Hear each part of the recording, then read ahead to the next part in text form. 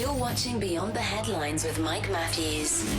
Hello there, medical device world. I am Mike Matthews. That's Hank Balch. This is Beyond the Headlines, powered by Beyond Clean.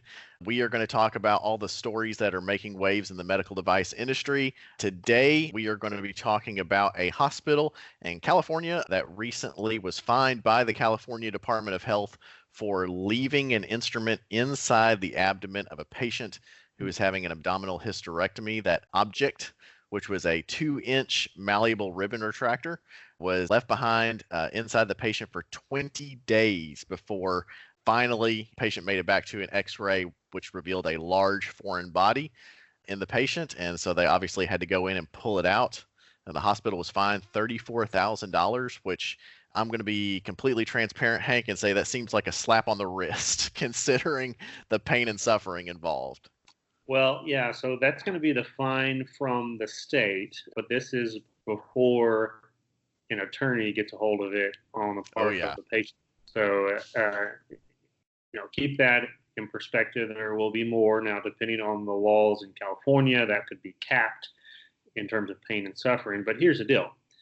This is happening way too often. And often it's not just retained instruments, it's retained items, sponges and everything else. And so in our world of sterile processing, we don't deal with sponges or anything like that. It is all surgical instruments. So the question that I had immediately when I see an article like this is, okay, what were the processes in place from the end of the case to sterile processing through that assembly stage, especially, that could have led to this? So I'll put it back on you, Mike. If this were your department as a manager or as a technician, frontline technician, and you heard this has happened, what would be the first thing that you would go to, or maybe one of the first things to say, okay, so what happened here? What broke down?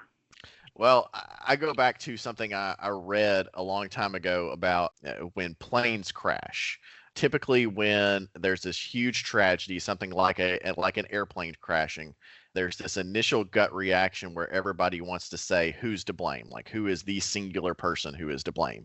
But as this article pointed out, very rarely is it ever one person's fault. Most of the time, it's not a person's fault. It's more of a process failure.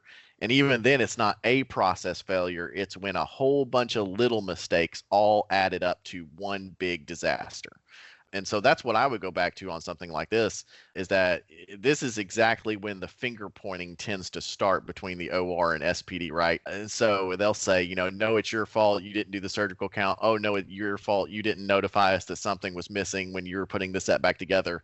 Well, in reality, it's probably both your faults. And it's probably also the surgeon's fault for not noticing. And it's probably, the nurse's fault in the room for also not doing the count properly. It's multiple people's fault, because that's typically how these things work.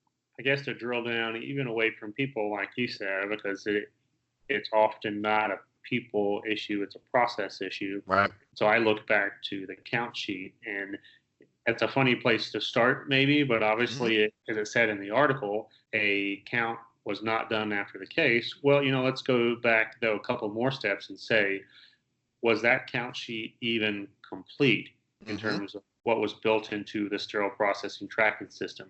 Do they even have a tracking system? Was there even a count sheet that went up with the tray? And all of those questions, can go back. Well, maybe that ribbon retractor was an extra retractor that have been in the tray. So they did the count on the count sheet, counted everything they said was in there, and this was an extra retractor. Or like any number of things can tie back to dirty data, incorrect or incomplete count sheet, and then we set up our partners in the OR for failure. Yep. And again, that's not saying that it's a sterile processing problem. It's a process issue. It's a dirty data issue. But these things have real implications. And that's where it's so important in making these arguments to administrators to to give a great example. I advocated in a number of my facilities for what I called an instrument coordinator position. Yeah. And in that position, their primary role was to keep our count sheets complete and up to date. All the requests that came from the OR to change count sheets or to change preference cards, to keep all of that data clean, particularly for these types of reasons, because all those little things matter. And as a sterile processing manager and director, oftentimes you don't have time to dig into the weeds. As long as the OR is not complaining about a particular tray, then you assume everything is good. Mm-hmm. Who knows what happened in this situation? Again, it could have been a broken count sheet that if there was a little more investment on the part of administrators to really drive excellence in all these areas, it could have protected against it. Yeah, absolutely. And so, it comes back to that cultural issue that we've talked about many times on the show, and I think even on this show that we've talked about cultural issues. I know that one thing that tends to be a surprise sometimes is if you've never set up a count sheet from the ground up, you may be surprised to find that the way that sterile processing finds to read a count sheet most easily is one way, and the way that the OR reads it most easily is completely different. I ran into this problem when we were opening our new hospital a couple of years ago. We were setting up a brand new tracking system in our hospital system. Nobody else had one, so no one else had ever designed a digital count sheet before that would print off. And so initially we created ours in the way that was most easy for us to read. And sure enough, the first time it goes to the OR, they're looking at these product numbers, they're looking at these descriptions, and they have no clue what what the nomenclature, how we call these instruments, that we call them in sterile processing, is completely different than what they're used to calling them in the OR. And so it led to an awful lot of confusion. So that can lead to that frustration where they say, I don't even use the count sheet because I don't understand half of what it's talking about. So that goes back to that need to communicate between the two. Do you see each other as peers where you can say, all right, we need to figure out a way that works best for both of us? And I want to switch gears here, real quick, because we're talking about the count sheet again. That is perhaps the beginning of the process. And right. I know in this situation, they did not do a post-operative count, but at the end of the process, and again, this is a challenge that many facilities out there have, is how many instruments every day are going missing out of your trays. Now, the vast majority of those instruments are not walking around inside of a patient, all right? They're probably walking around inside of a trash bag or in a corner of an OR room, somewhere. Who knows, what happens to these things? But there's a lot of missing instrumentation. That's a very, very common challenge in the industry. But in that context, then, when we make peace with missing instruments out of our trays and out of our sets, and if we get a tray down from a hysterectomy and it's missing a ribbon retractor, well, it probably ended up in the trash too. No big red flag there to signal, no, something really serious is going on. And that's why, again, when you look at these situations in the context of the whole industry, then all of these cultural issues and all these process issues, it's not this one hospital in California's problem, it's the industry's problem. And until we come to terms, just like what you said, really building those collaborative teams that trust each other and that are willing to take some extra steps, if that means not only protecting the patient, but also serving each other on the team, that's the only way that we are really going to be able to build these bridges that sustain high reliability. Yeah, absolutely. And I mean, I like you said, I can see in my mind the way that this plays out when you're in sterile processing and you're putting the set together and you notice that a ribbon retractor is missing. Ribbon retractor is not a super rare instrument. It's not a super expensive instrument. And so you probably think to yourself, I could spend the next 30 minutes to an hour running all over the place, bugging the OR and looking for it, or I can just go over to the extras pile and just replace it real quick. And it's very difficult, sometimes to say, no, we're going to do the hard thing, which is let's go find it. If it's in the trash, let's go dig through the trash. I've dug through the trash multiple times looking for lost instruments, and I can tell you I hated doing it every single time because it's gross, but it's necessary. And I think part of what this goes back to is clinical training of our sterile processing technicians on this side, because if you know the procedure, if you know how the instrument is being used, it's possible that a technician, a sterile processing technician, if they knew that the ribbon retractor is actually the last instrument that's taken out of a patient, it's used typically to press down on the abdomen while the skin is being sewed back up. So as they sew it, they're slowly pulling that ribbon retractor out.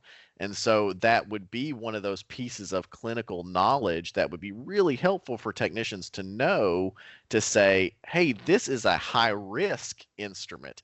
It's not fancy, it's not expensive, it's not hard to find, but what if I've got one missing? This is the type of situation where a patient could be in danger.